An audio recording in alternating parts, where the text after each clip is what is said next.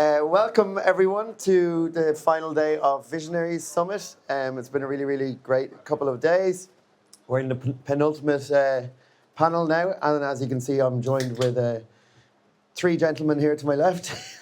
Just Cole wore all camo, so you just can't see him, but he's here too. I know Cole sends his apologies. It's actually his mother's birthday, I'm told, and yeah, he hasn't seen her since Christmas, so fair enough. We let him get away with that. So this panel is called The Art of Creating Brand Universes. By the way, that's the name of the panel, guys. And the panel is called The Art of Creating Brand Universes, and it's the only panel on the whole summit that actually just features just one singular brand. And I think that's a real testament to the work that these guys have done with their brand over the last number of years. I'm sure everyone is very familiar with Cole Buxton already, but there's some things about Cole Buxton that you may not actually know, and around the way that they actually build their marketing campaigns and their drops. And it's really, really interesting. So at some stage as well, we're going to show you a couple of clips as well, because it'll just be very strange if I'm sat here just trying to explain some very epic videos that the guys are doing. So yeah, I'll let the guys firstly introduce themselves, Jonny and Barney. Hello. Yeah, I'm Jonny. I'm CEO and I'm not actually co-founder of Cole Buxton, to tell you the truth. I came a bit later when it got good. But yeah, Cole couldn't be here tonight. He was glad as well, because he's a bit shy. But I've not done a panel in ages, so I'm going to be a bit rusty tonight. You'll have to bear with me. But this is Barney. Hi, I'm Barney. This is my first panel, so I will be very rusty. But yeah, I'm the head of creative at Cole Buxton, so I joined even later. And yeah, so I just do like the marketing and creative and the videos and photos and stuff for the brand. Yeah. Maybe we can just quickly touch on what you just said there, Jonny, about when you actually joined the company. And obviously there's a kind of a famous story of you coming in and deleting everything and getting rid of a load of items from like 36 items right down to one. And it'd be really interesting to hear, for people to hear exactly what your thought process was behind that, and also why Cole came to trust you to do that, and what happened since. Yeah, we were actually having a conversation last night, me, Cole and Julian, on kind of if we started again, would we do it different? Because we were talking about like kind of founder-led, bootstrapping it with your money versus raising money and blah, blah, blah. And it just got us onto like when we if I was to do it again, like what would I do? Or what would I suggest to someone? And we were talking about how important it is to kind of own at least one product or kind of one thing that, essentially tells everyone what the brand is, why they should buy it, blah, blah, blah. And when I met Cole, he had like 36 items on his website, and he'd sold like 16 orders in the last 12 months. And most of it was like, you couldn't kind of see wood for the trees. It was like, there was probably some good stuff on there, but he'd went, I want to look like a designer. Like I want to, and he kind of, that was, so he thought, to look like a designer, you've got to do everything. But he kind of not realized that like, you actually don't have to do everything. You just have to do some things like really well. And there was these hoodies on there that were like amazing. Garment dyed hoodies they were made in Canada at the time. They were amazing. And this was it was actually way before anyone was kind of doing it. And I remember seeing, I was like, they're really interesting, blah, blah, blah. And then he talked me through it, with so much passion. And I was like, where's that passion? Like on the marketing, on the, the communication, the website, the everything. And he was just like, well, there's so much stuff. Exactly, there you go. So I went right with deleting everything, took everything off. And I said, how much money you got? He went, Everyone in this room has asked that money. I know how much money you got. He went, well, actually, it was how much money we got, because he kind of said, yeah, jump in. And I actually thought he had loads of money, like genuinely, because he was like well dressed, cool, living in London, blah, blah, blah. He was like, we've got $4,000. I was like, for what? And I remember sitting there like, just thinking like, all right, well, we need $4,000. I was like, how many hoodies can we buy with $4,000? He was like, I don't know. So we checked. And I think it was like, it wasn't that many. I think it was like, the numbers will be a bit skewed because it was ages ago. But I remember we ordered 80 hoodies, whatever it was, 80. And I had no money left.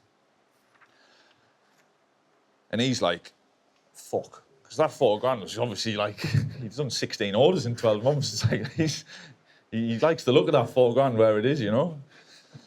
I'm like, well, he's never bought 80 units and nothing ever. So he's like, all right, okay. So like then, you know, we kind of approached how we were then going to launch product. And I said, we're turning the website off. And he said, why are we turning the website off? I was like, because you're not selling anything. So if we're not selling anything, let's like, you know, build demand. Because I used to run like a house and techno club event night up in Newcastle before I moved to London. And, you know, you'd get your DJ, you'd announce it, then you'd announce when the tickets go live, and then everyone's waiting and they buy the tickets, and then, you know, and it was, so we just kind of copied that blueprint really. And he's like, fucking websites off, what the fuck? Got name money, got 80 hoodies coming. I've never sold 2 hoodies in my life, da-da-da-da-da. But I'm like, no, trust me. So then we like, you know, we pulled in a lot of favors from friends and whatnot. We went and shot these amazing photos of the hoodies. We started talking about them in more detail, like, you know, everything from the weight to how they're washed to why they were designed in that way. And just started kind of building up that kind of value in that hoodie, that like, you know, value proposition that we talk about now. And, you know, those hoodies had been available for fucking 18 months. And then everyone was like, when is these hoodies out? It's like fucking, it was so funny. It's interesting, yeah, you build, it's about building the perception around it, isn't Yeah. it? Like, and people start buying into it's about building the universe around it. And people start really, really buying into that for sure. And it's definitely straight out of like DJ marketing playbook where there's like pre-release hype. And I think it's worth pointing out that you and Cole just met on Instagram, right? Like you weren't like childhood friends or anything like that. Like, so it's a huge step to take to just suddenly both trust one another to jump in 50-50 on a company like this. Yeah. Well, to be honest, there was risk from both sides because I actually had a fucking job in that. And then like suddenly I didn't have a job because we didn't make any money for like 2 years or something. So like I was a photographer. I was like rocking the Casbah in London thinking I was the bollocks. Like I moved down from Sunderland. Suddenly I'm getting paid for photo shoots. You get a lot of money, to be honest, compared to what you earn like when you're just sitting like living in Sunderland working in a bar or whatever, you know? So I was just like, this is mint. And then I met Cole and he was like, can you take some photos? You know, he messaged me, he was like, oh, meet for a coffee, da-da-da. Met him for a coffee, we sat for hours chatting, and then he was like, I'd want you to take some photos for me, and I was like, oh, I'm too busy, because he didn't have any money to pay me. And then I went home over Christmas, and then I was like away on a photo shoot, and then I was just like kind of observing this photo shoot happen, and the guy who owned the brand was there, and there was loads of other stuff going on, and then I found myself like doing a lot more than just the photos, and I was like, this is not that far away from actually running a brand. So when I came back, I asked to meet him again. I was like, look, mate, I'm not going to take photos for you, but I want to run the company. Like, I think I know what I'm doing, blah, blah, blah. I explained the website thing, explained this, explained that, and then he was like, okay. And I was like, really? And he was like, yeah. And then he gave me every password to everything, fucking everything, and then we just started from there. But I like just stopped working after that, and then like built up about 30 grand in credit cards over like 18 months. Didn't speak to my mum for 6 months because debt collectors were at the door. Did some other silly things, and then fast forward, my mum rocks up. It's like October. We were going to see. I'd booked tickets to go and see Tom. Who's that singer called? Blonde hair. It's a lovely voice. Piano sometimes. Tom Odell. Thank you. So we booked to see Tom Odell, but then like I couldn't afford to pay for our train tickets to come down. So like it just didn't happen. And then she just came down, knocked on my door and was like, you need to move home. I was like, I'm not moving home. She was like, you need to go back to photography, like it was working, blah, blah, blah. I was like, Mum, I'm so close. Like, I'm so close. And it was like, probably 18 months after I'd met Cole. And I was like, Mum, it's so close to working, like I can see it. And then literally like the month after, like started to work. And then like a couple of months after that, me and Cole were in Paris. We were at this restaurant called Bowfinger, having some food and having a cigarette outside. And he's like, oh, by the way, I've sorted it. I was like, sorted what? He was like, you own half the company now. And I was like, fucking, whoa. Because I hadn't even thought about it. And neither, we hadn't talked about it, like, because we just kind of jumped in and it was like, it could have easily went nowhere in terms of ownership on my side, and it could have whatever, you know. And at that point, it was doing money and blah blah blah. So then, from then, I think that was 2020, January 2020. We became like officially business partners because for 2 years we weren't really. I was just running about doing stuff, and you know. It's indicative of anyone who's like a creative founder who like doesn't think about the business at all, like, and just jumps in feet first, creatively first, but actually also does explain a lot about like how the company now operates and is seen and is perceived, for sure. Certainly around the brand universes thing. And I wanted to ask Barney as well, when you came about, like when you came into this world, and how did that happen? And then I'd be interested for us to actually jump into some of the actual campaigns that you've been involved in. Well, it all started with a round of golf, actually. But well, no, I was working at a brand before that was kind of in a similar world, and me and Jonny and Cole knew each other. I'd say we were like almost friends, and I started doing videos for, like, I sort of out of nowhere, I just randomly started making videos, and I did a couple, and they did quite well online, and then I ended up doing one for Arsenal, and then Jonny randomly messaged me one day and being like, when are you going to do a video for me? And then nothing really happened, and then we went for a round of golf, and he kind of like loosely spoke about it, and then we actually met, and I did a job for them freelance in Italy, which was the first iteration of that resort shoot the year before that, and that all went well. Then I just came on full time basically from that. That was, I guess, in his head a trial run, which I guess went well. And then since then it's just kind of been pretty full on, just here, there, and everywhere, making videos and doing photo shoots and everything in between. It's kind of like. Yeah, when I asked Jonny last night what Barney does, we went for dinner last night, and I asked Jonny what Barney does, and he's like, I don't fucking know everything. Like, he does everything. So, yeah. I like people like that, because like you kind of, that's what me and Cole are like, you know, and that's what a lot of great people who I work with are like, or great people who have other brands and stuff, where you go, yeah, I'm this, but I'm not just this, you know. I can, you know, and you can spill your taste into a lot of different things. And I think obviously, you know, with Barney, I kind of saw, you know, great taste level, you know, a great like engine to do a lot of things and a great interest to do a lot of things, and to not be someone who, can you do that? No, I can't do that. It's like, you know, you'll find a way. And I think anybody who wants to just forget about how you need to get there, but just commit to executing the creative vision objectively and saying, right, this is what we're doing.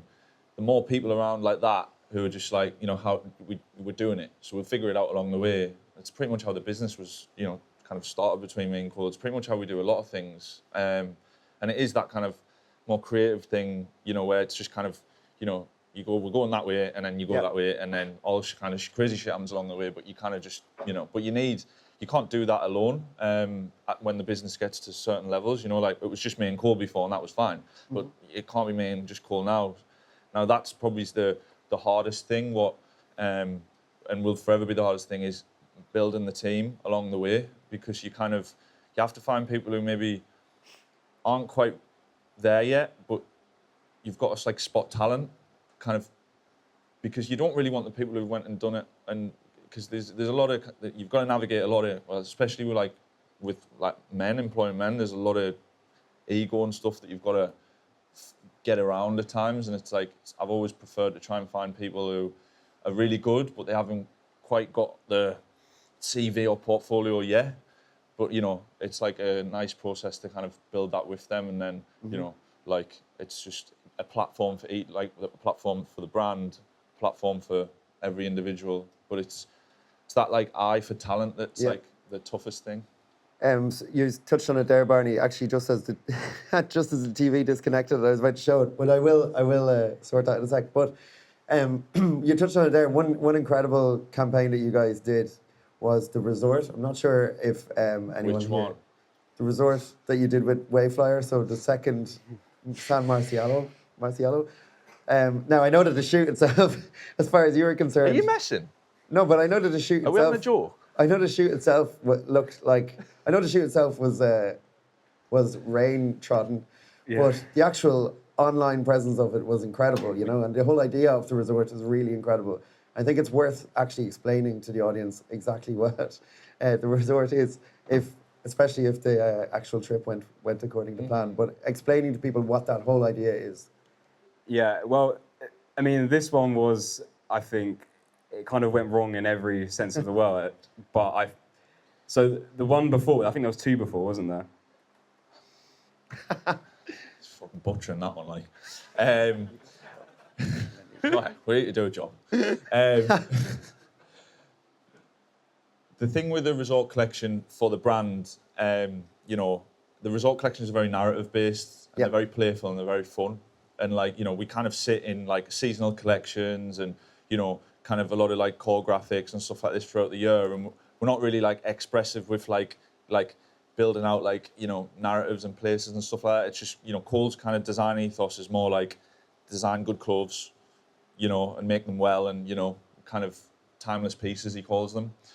But there's always a place in the summer where you go, you know, let's kind of have a bit of fun, let's create this place, let's design for that place, and, you know, it's a lot more visually compelling in a time in the summer where, you know, things are just a lot more fun. So, you know, with that starts like more at the design.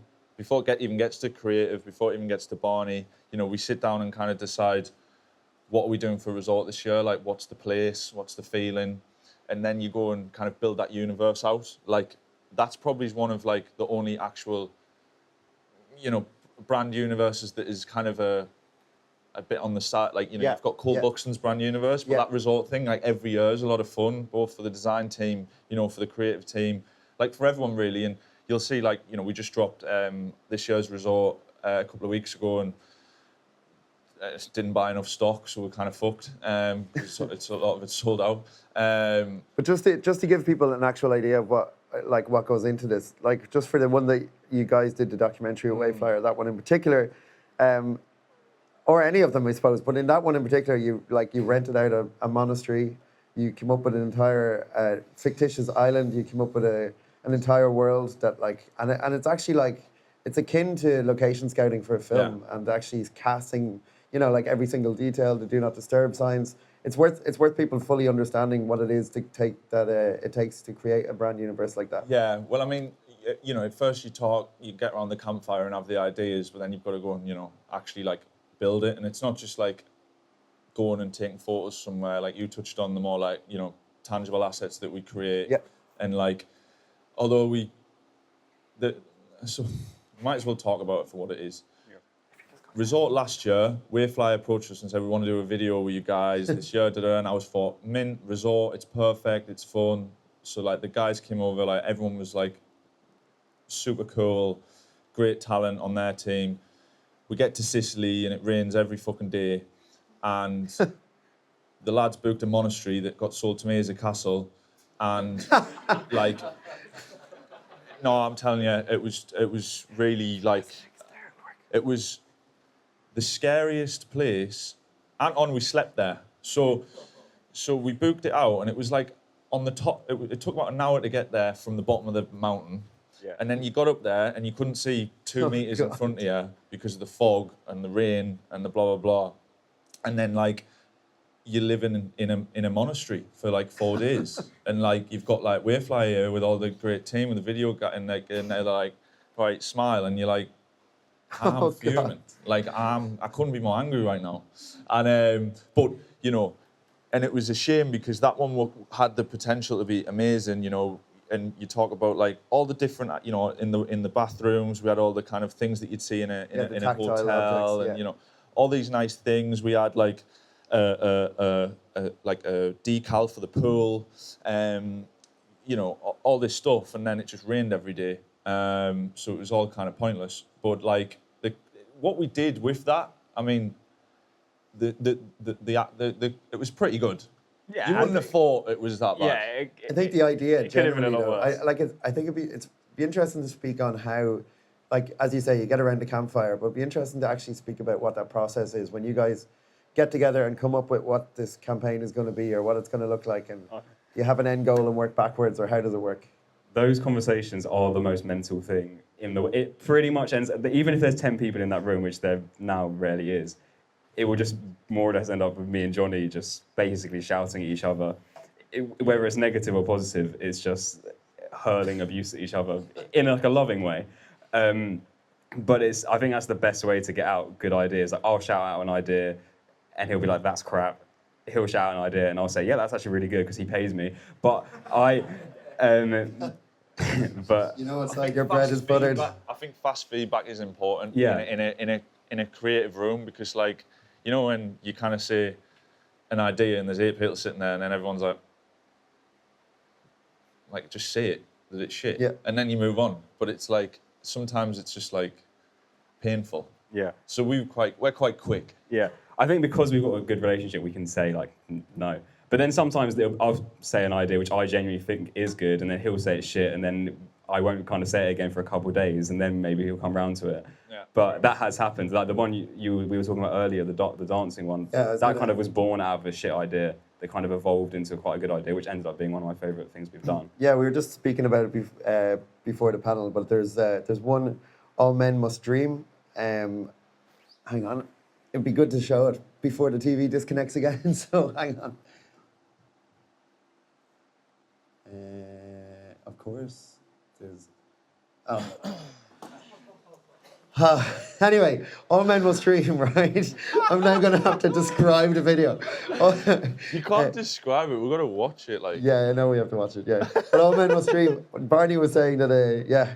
I mean, we need to. Whilst the TV tries to get fixed, I mean, I can talk more about that process. Like it is like.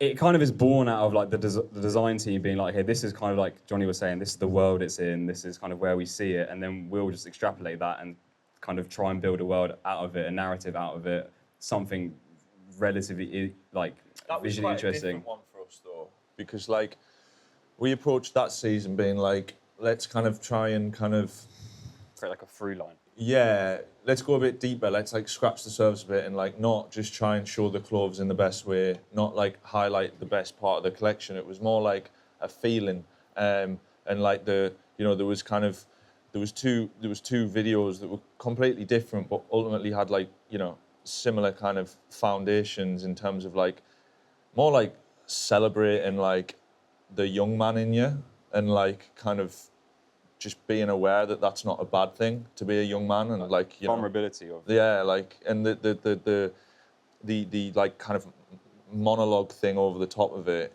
like Hector. It's like a spoken word piece. Like Hector wrote it like a poem, and I mean it was just unbelievable. Like as a piece of just like art, it was like we looked at that and we were like, that's just so cool because we've never really done anything like that before. You talk about like campaign videos and that Luke and. This was just like more like a little art piece. Yeah, I mean, most of the videos that we do, well, all of them other than those two and one other, is just basically me with a camera. So then those ones were the first. I think that first one was the first time I believe we've ever like had like a proper team. That was the first time I was able to, at this brand at least, work with like a DOP and work with like a whole team, a post-production, blah, blah, blah, blah, blah.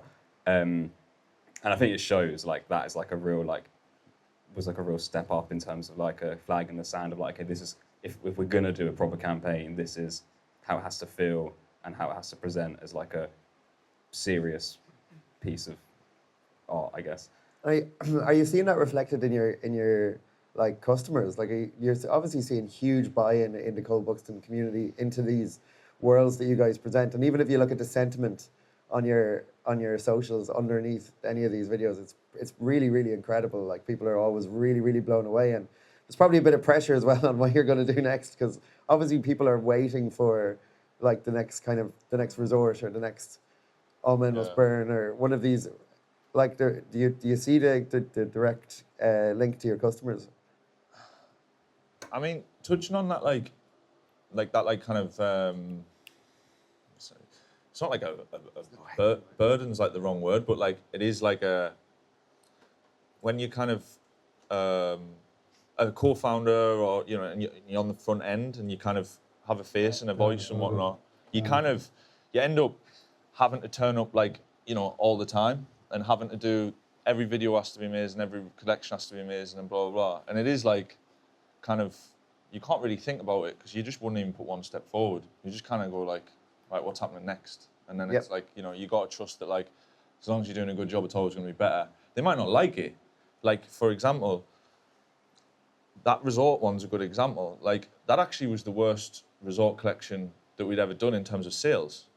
But the product was fucking amazing. Really? Yeah. Yeah. Which one? Sicily last year. Yeah. That was like, the product was the best it had been.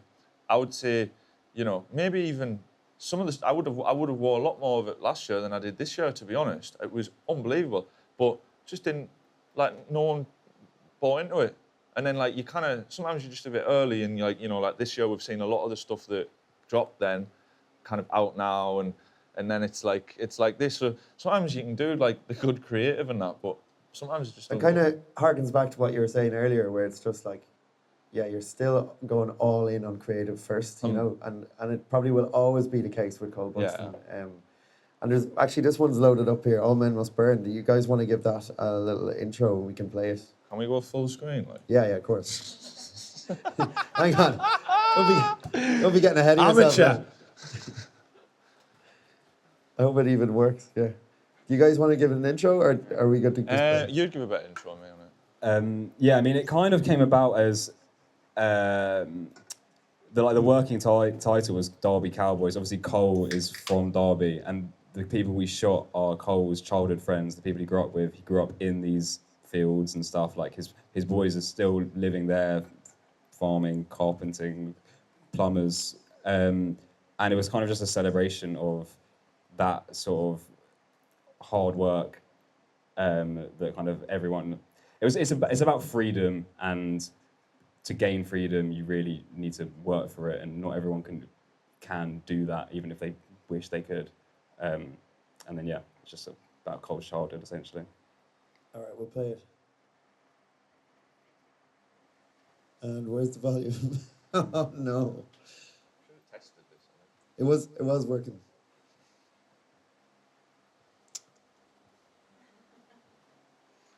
Screen is just not correlating. Actually.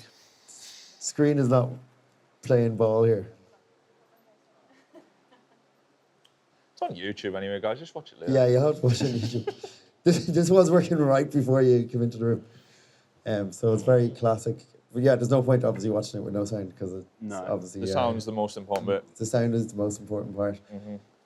So you'll have to watch it. You'll have to watch it on YouTube. We'll have to send out a link afterwards after the talk. And All Men Must Dream as well. That clip online, Barney was actually saying that you were saying that it's one of the most spoken about ones that you've actually.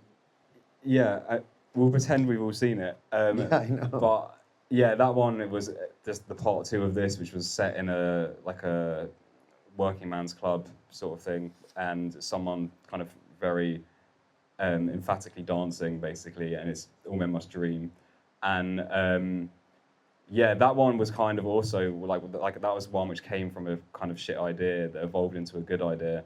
And even when we did it, it was kind of like, oh, that's nice, it's fun, but that has actually ended up being the video that gets sent to me the most. It's like, this is the one of your work that I really love and connect with, which is kind of out of nowhere. And the actual root of that, and the root of the Derby Cowboys thing, was like, how many brands will go and shoot in a social club, like a working class social club, and but people forget what actually happens in a working class social club, like weird shit like that. Yeah. And it shows that people have never been in one. Yeah. Because it's like, you don't actually understand. Like, this is not somewhere Yeah, you it's would like go. the little girl with the gun, the bubble Yeah, gun. like, they're mad places. The smell is unbelievable. Like, you know, like, they're incredible places. Like, especially, you know, you don't really have, I mean, you don't really have that many of them in London, but like, everywhere but London, like, they're everywhere, you know, in every like city outside M25 really. And like, you know, you'll go in them and they do everything, weddings, bingo, fucking line dancing night, like, they're amazing. So it was kind of like doing something that actually made sense. Like, and it wasn't just about like this performative, like, go and shoot in a social club because Cole's from Derby and he's working class. It was like, no, it was like more like deeper, you know what I mean? And it ended up being, and actually the best part of that was the casting videos. Oh my God. Wow. Oh, really? Yeah. I'd tell you what, models / actors are game as fuck. It was like, right, you got to just like dance like mental, like you're at like a wedding, and honestly, it was incredible. Yeah. I couldn't believe it. Yeah, I'd love to put those out one day, actually. Yeah, again, the sound design is really important on it as well. So Yeah. Again, you'll have to trust. Those like trust us on touches that. what he talks about, like where, you know, you can go and shoot. He can shoot amazing videos where, you know, he says, "Oh, it's just me with a camera," but there's way more to it. Of course, you know? yeah. But when you kind of look at it properly and you look at, you know, the director has not got the camera in his hand, and the camera guy is not doing the cut, and the cut guy is not doing the sound, and like it's that whole collaborative thing of actual film. You know, whether it's, you know, it's a very extremely short film, but it's still more in film than kind of just like, you know, kind of run and gun video. It was that stuff, like, obviously costs a lot of money, and really like you're not really going to be able to run that as, because, you know, you're going to shoot campaign videos and you've got so much multi-use in that. So like, you know, whatever they cost, you can actually like look at that and be like, you know, you can budget for that and say, right, that's fine, because that, you know, you can cut that up, you can put on ads, you can do this, you can do that. You can't really do that with that kind of stuff. So it really is just artistic exhibition piece that you just do and you spend a lot of money on and you don't really get a return on. It's brand return, and it's like that universe you talk about. That's where and you do them, and you can't do loads of them because they cost a fortune, right? But if you can do as much as that as possible, which is what we want to start doing more of, I think it's quite like important. You know, there's a lot of other amazing brands who do similar stuff, and it's like that brand universe thing is so multi-dimensional in terms of how you build that out.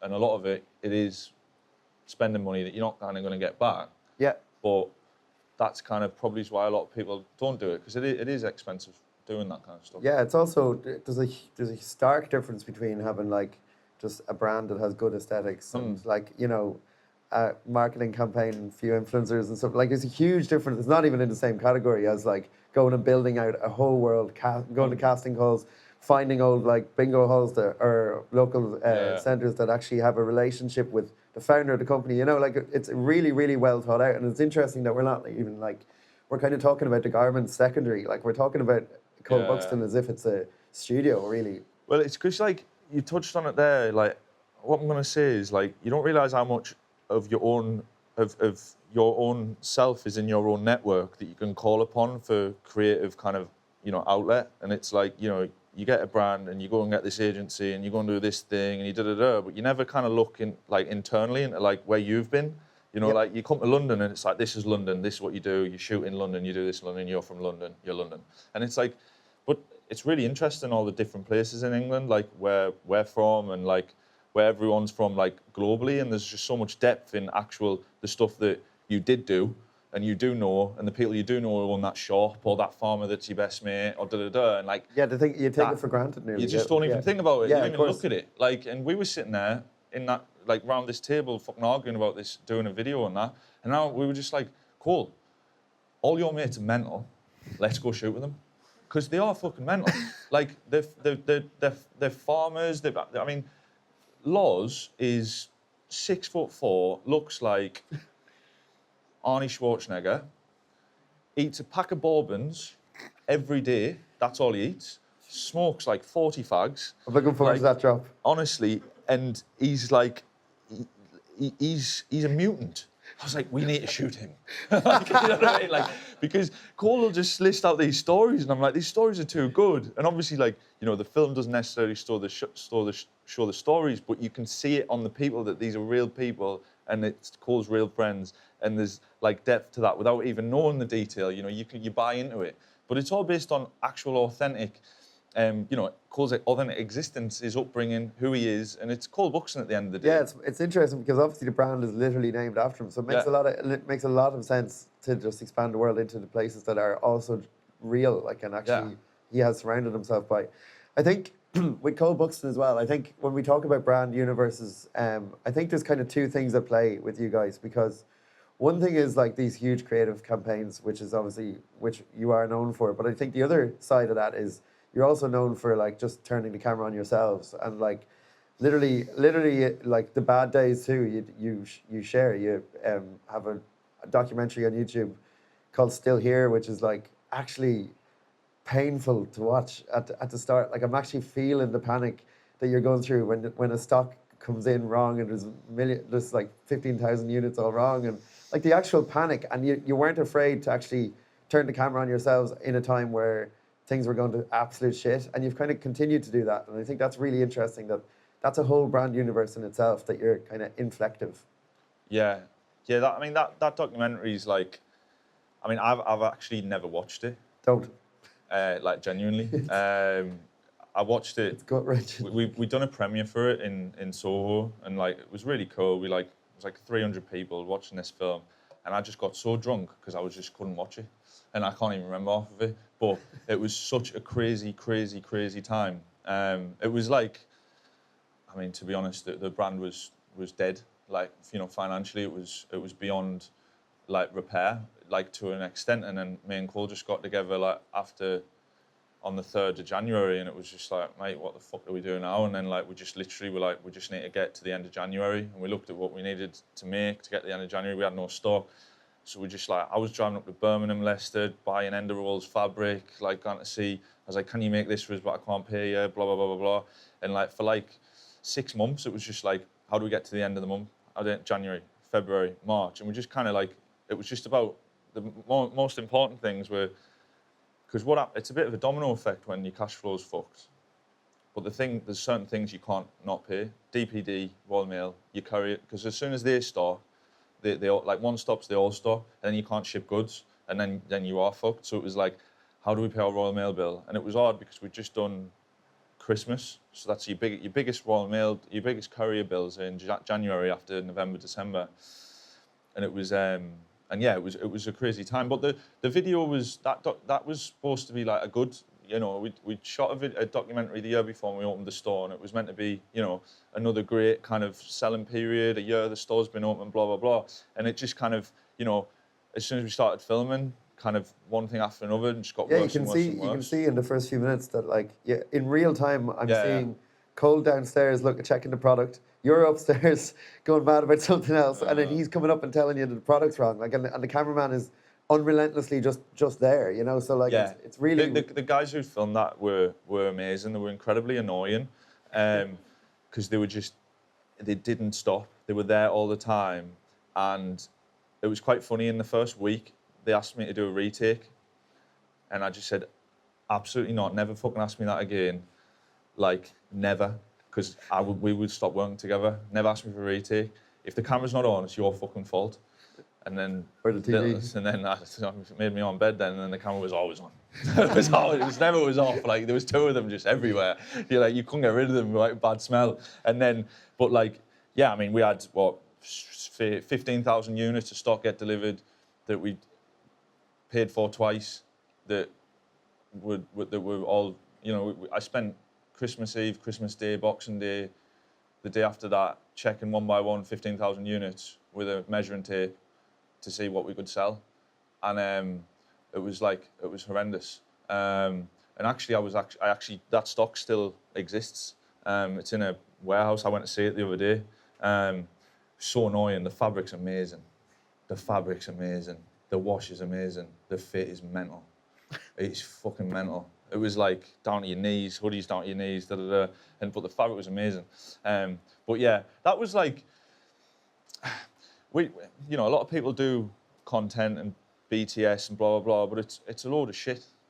The BTS shit is a load of shit. It's not BTS at all. It's all fucking it's all acting. That was raw, and you know, like, I'd love to do one again, but it's a bit, I'm just a bit conscious of it being a bit boring now. Not because nothing goes wrong, but like the company's bigger, and you know, before it was me and Cole doing everything. Plus, like, you know, there was people who worked for us, but like we were on everything, and it's obviously the company's bigger now. You do a bit, like, you're not as hands-on on everything, so you'd have to do a bit of acting. I'd have to kind of set up that fucking meeting and be like, yeah, how's that measuring? Yeah. Like, it's like, I don't do that. Like, what? So that's why we haven't done anything, because it seems a bit unauthentic until there's a new store that opens or new that. But then again, it's like, that still here was so amazing because it was so authentic, it was so real. I don't think you could do anything close to that. You know what I mean? But I think. Are we on? No. Well, TV. Oh yeah. Okay. All right. There you go. So now we just have sound. Wow. Should Should have played on my phone. Oh wait.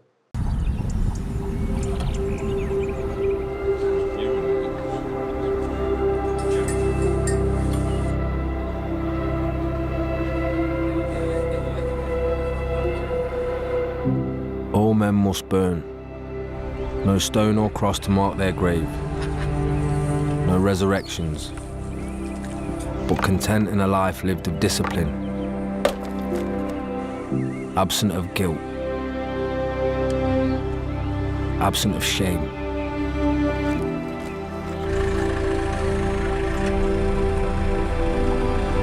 This is tradition, found not in the worship of ashes, but the preservation of fire.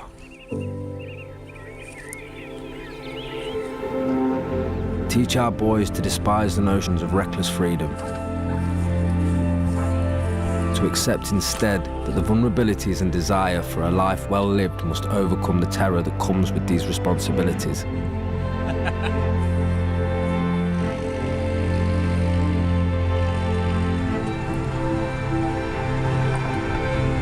Find courage in the demand for your calling. Do not abdicate these duties to yourself. Allow these fears and hardships to temper you as a sword is forged.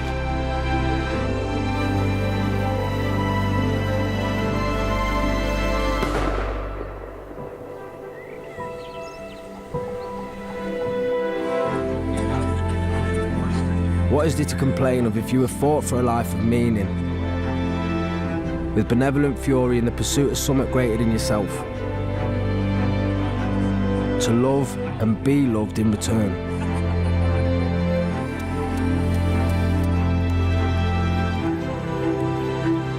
May I die warmed by the fire of the life I hope to live.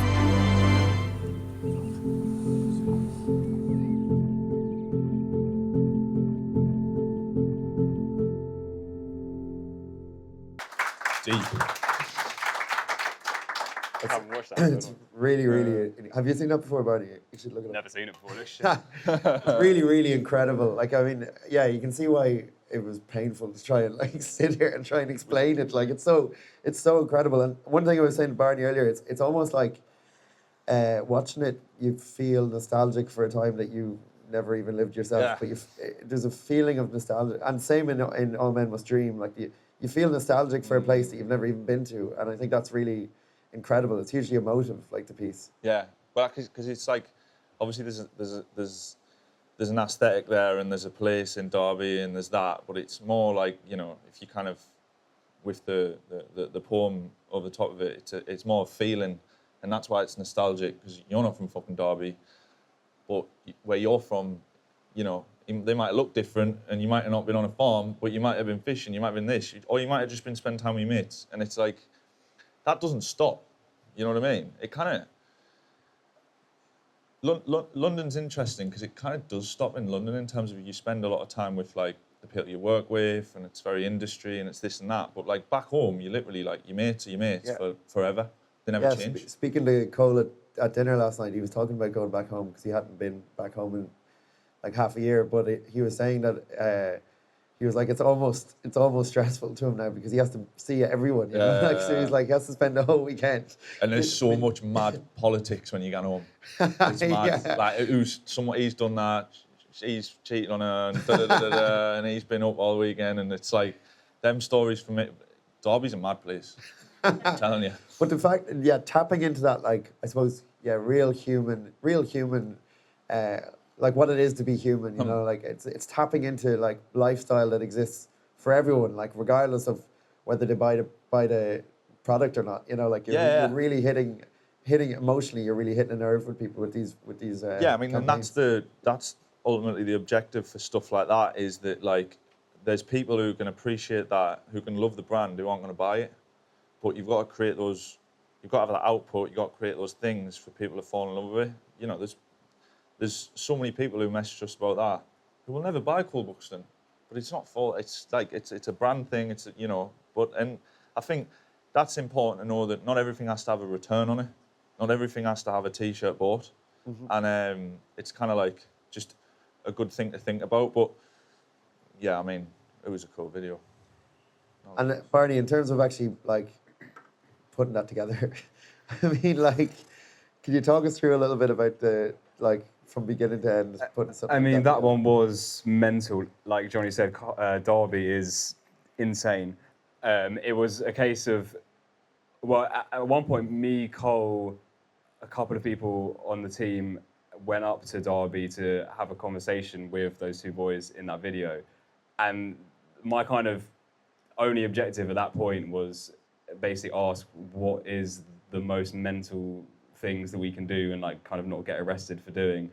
And their answer was basically, well, pretty much anything. Like, let's race tractors, let's blow up a hat, let's shoot some stuff. Like, basically anything, let's hang out the back of a car.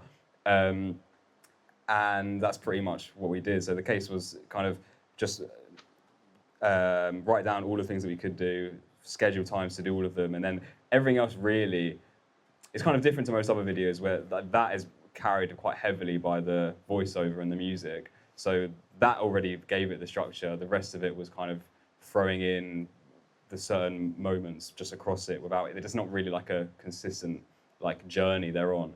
I guess it's morning to day is basically as kind of much of the narrative as it really is. But yeah. And that's Elvis. That was a bit of a sneak preview, I guess. But yeah, that one was particularly mental. It was just like we were literally running around a field covered in shit with a camera and just kind of being like, kind of egging these boys on to kind of cause as much mischief as they possibly could. And that's basically what it was.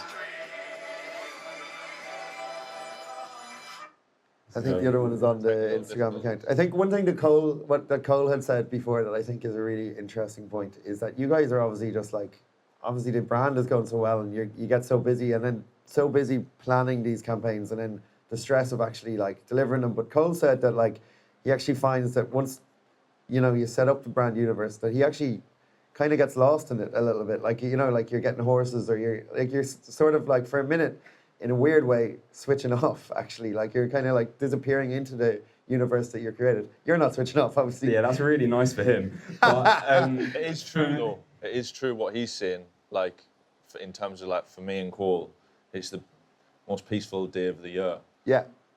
Providing it doesn't rain. If you're outside and yada, yada, yada. But it's like, you kind of see it.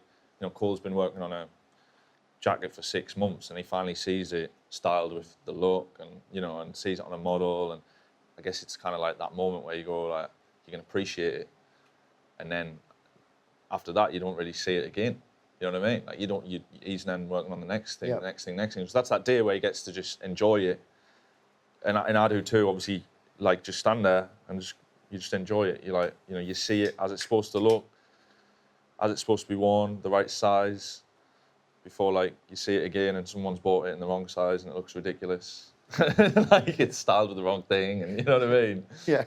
But Barney, obviously, it's worst day of the year. Yeah, all of them are horrific. But, no, it is kind of, you're in, like, this perpetual cycle of just kind of, once the idea is kind of landed, or even before then, really, coming up with the idea, and then once you have the idea, organising the idea, then achieving the idea, and then kind of doing all the post-production for the idea, and then as soon as that's done, you're doing it again, is kind of this insane thing. And like watching that that's the first time I've watched that probably since like a week after it came out, and you're like, oh, that was quite good. but I never, ever, ever think about it. Like it's always the next one, which is, I guess, a shame. But I do think that's the only way you can really work. If you kind of rest on it, then you are not going to make anything interesting. But like the shoot days, kind of, it depends how prepared you feel like you are. Often it is very stressful. But like, for example, that the dancing one, I felt quite prepared. It was just a case. I mean, it's basically a one shot. So we did it. It was like 45 takes, and that was it was horrific. But it's still fun. Like Yeah, but 45 takes. Explain what the fuck you're talking, because you did 45 takes the same thing, and you've got like 25 different people doing different things. Yeah, there was. I You have can't to do it. remember. I think there was 14 people, and they all had a certain way they had to move and kind of dance. And I had my niece there, who's like, I think she was 4, and she was running around with a bubble gun. Yeah. So like, it was until it was perfect. But that's not as bad as when, like, for example, you turn up and it's pissing down with rain. You're meant to be shooting a summer shoot, Yeah, or fair. if I don't know, you get there and someone's forgotten all the jackets, and then that's always really fun. Or it's just things like that where like there's like logistical issues, but that's technically not my job, but it very much affects my job. It affects it So anyway, yeah. it's just so many things to think about, and I constantly feel like I'm in a battle with myself of like, what if I don't have another idea? Like, then what? Like, there's this kind of constant yearning for praying basically that something comes into your head. More often than not does, but sometimes someone else has to give you something, or I don't know. So it's about dancing with that pressure of actually getting things done, but also just kind of coming up with things to get done. So I'm glad Cole has a nice relaxing time, but I wouldn't say it is that. But the payoff is like that. For example, the one everyone just watched, when we were sitting in the post-production house, the edit was done, the grade was pretty much done, the music was done, which was also an amazing thing, like getting someone to make an original score for it. But then sitting with Michael Socha, who is an actor from Derby, who we tried really hard to get, sitting in the booth, like getting him to read out the voiceover and just spending, I don't know, an hour or so just getting him to read different things in different ways. He was having such a laugh doing it, like improvising little funny things. Like that payoff is unreal, because it's just so fun. At that point, you know it's going to be good. So it's just like enjoying it and tweaking it. There was a lot of hustle on that one. Oh, yeah. There was a lot of hustle on that one. Because, like, I didn't want to pay for nothing. Yeah. It was the first time I had to prove that we could do it. Yeah, so I was like, you've got no budget, but, like, sounds good. So, like, Michael, like, that was, like, hard, because he's, like, an actual actor who's on telly and that, you know what I mean? Yeah. Like, and, like, yeah, it was interesting. But the hustle is just the best bit.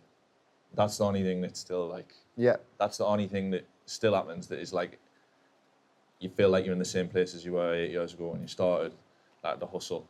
Like,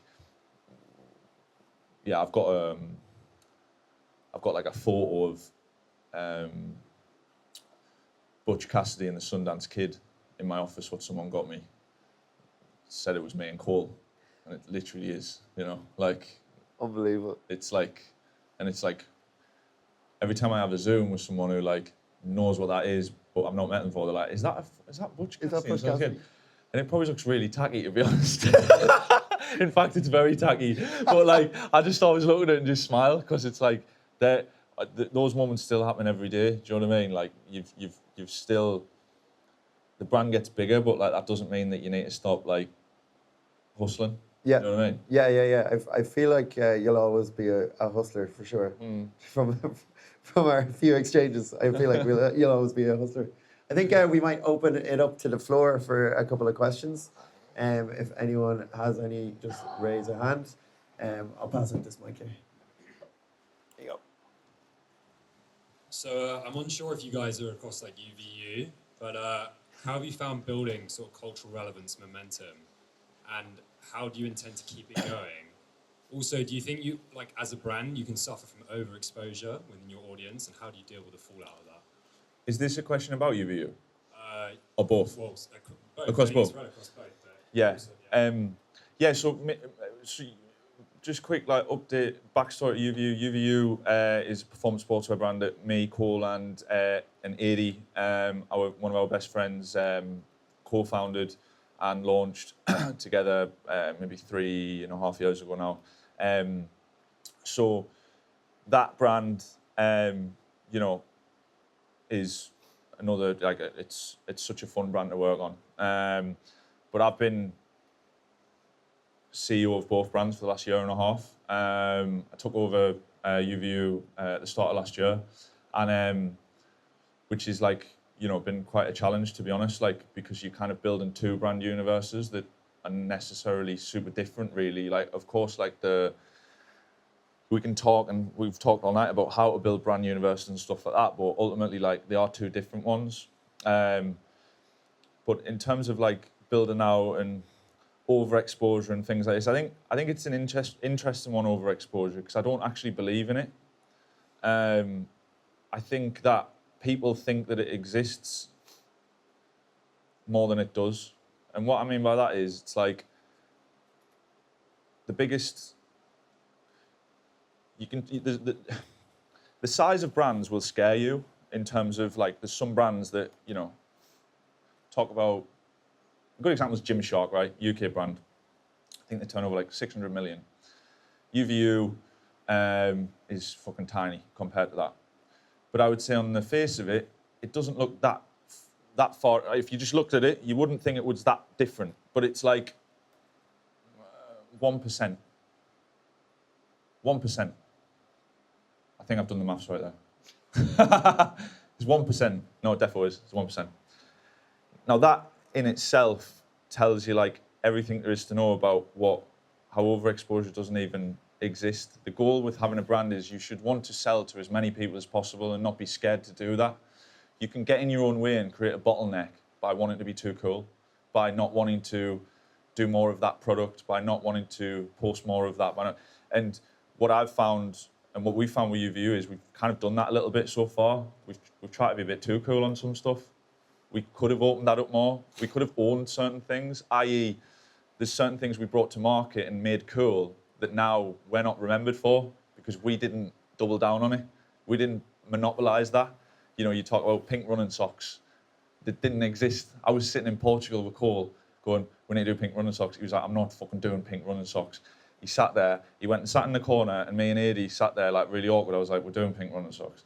And it was like this whole thing. And I remember that day, it was like, you know, and then Cole and Adi just didn't like the pink running socks. And then, like, we launched them, and it was like, and then everyone starts doing them. And then we were like, oh, we're not doing them because we're not doing it. And it's like, no one will remember us for that. And I don't want to be remembered for pink running socks, but it's just an example. You know, we talk about training club.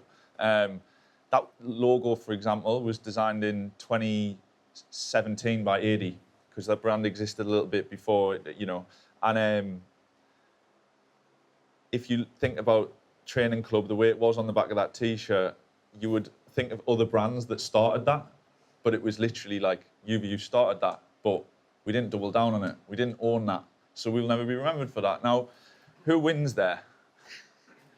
You know, like, because it's more about if you can grow the brand by selling as much stuff to people, because it's people, you know, we're selling things that people enjoy, that make them either feel good, you know, because clothes make you feel good, really, that's why you buy them. To make you feel like you belong to a brand, to make you feel like you belong to something.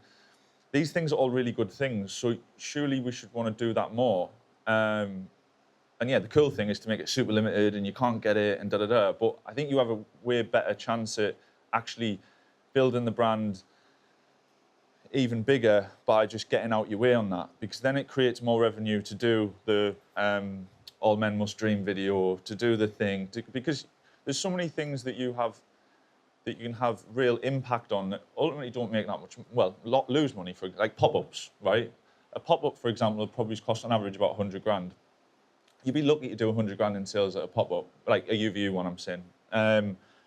You'll see the queues, it's busy, it's this and that, but to do 100 grand in a day, in like 5 hours, it's quite difficult. So you lose money on them. But the bottleneck on doing more pop-ups is that we can't lose money every time we do a pop-up, so we can only do so many pop-ups. But if you sold, for example, if you launched way more pink socks or training club or whatever and had more money coming in, then it creates opportunity to do more things like that. And, you know, these are just like kind of vehicles for the point I'm trying to get across. Don't take it too literally, but like, I think overexposure is a con, and I think we should want to overexpose, and by that we should want to sell more. We shouldn't be thinking something's too cool to do more of, and blah blah blah. Because ultimately, when building a brand, the way to make it most relevant is to get it on as many people as possible. Because you've got to think there's like 8 billion people in the world. Like there's a lot of people. You know what I mean? There's a lot of people you can affect. There's countries that you'll never even have heard of or may never go to, that you can 10x the business in.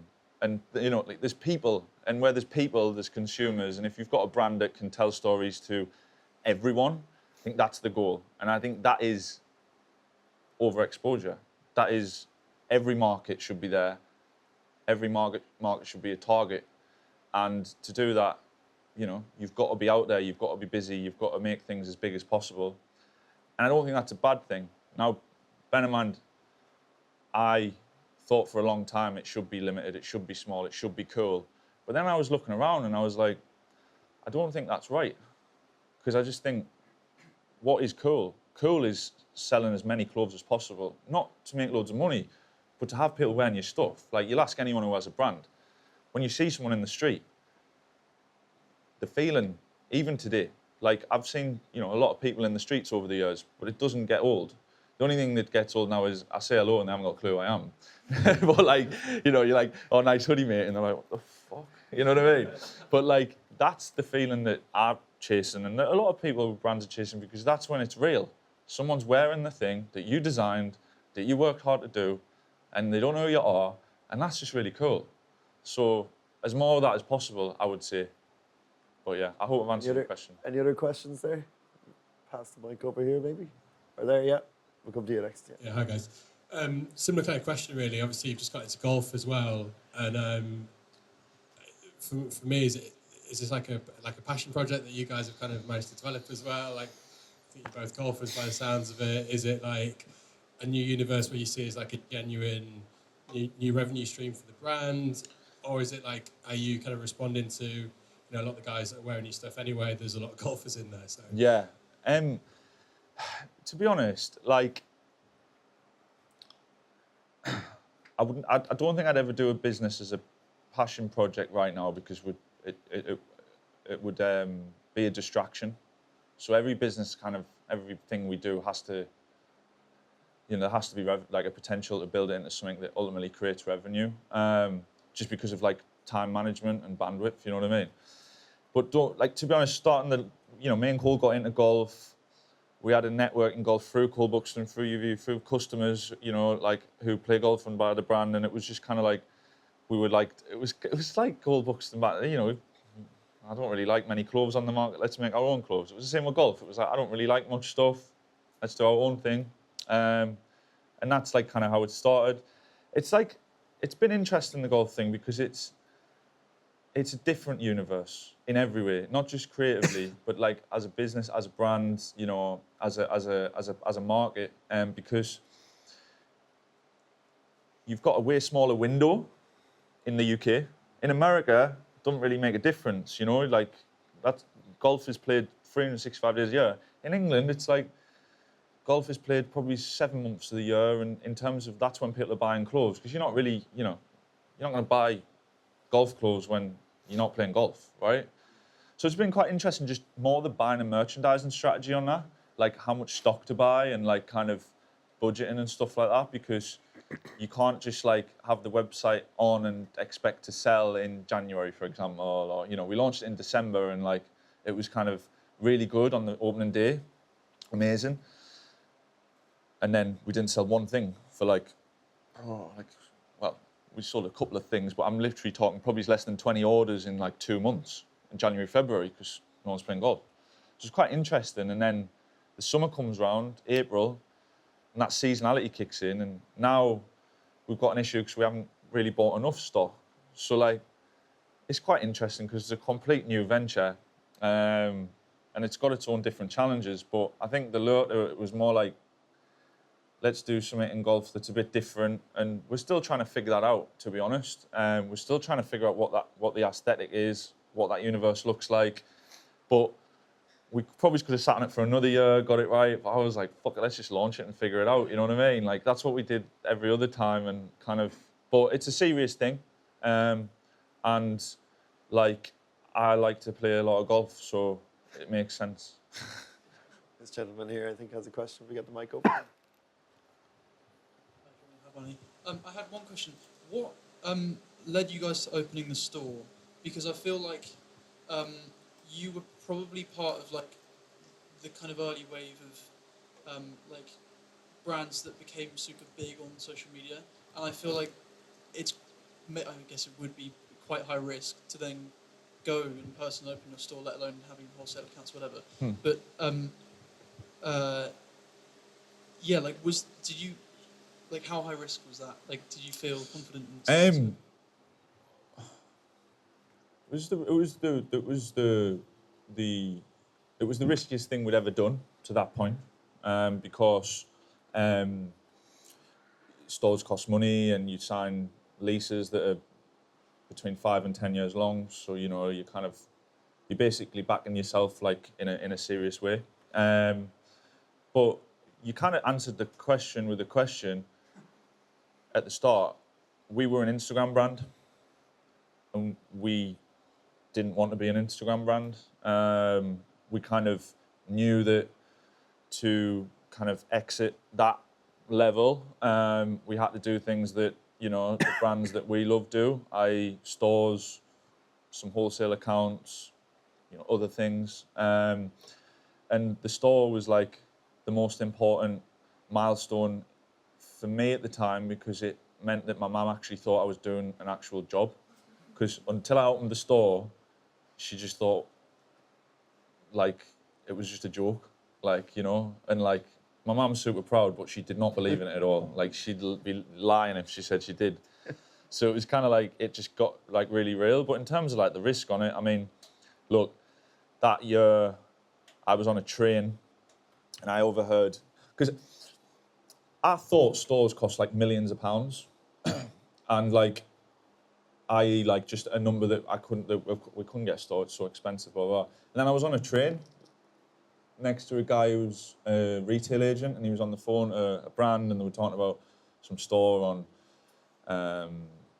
on Carnaby Street, and he said how much it was, and they were arguing on, and they were like, the heads of terms are coming, and it says this, and I was just kind of keeping an eye on it. I was like, mate, can I ask you a question? Like, how much is a store? And then he was just like, oh, like, this is how much it is, and blah, blah, blah. And I was like, that's like possible, maybe, right? I was thinking, like, at the time, thought we found like, well, let's look for like 1,000 square foot. Budget was like, it was COVID at the time.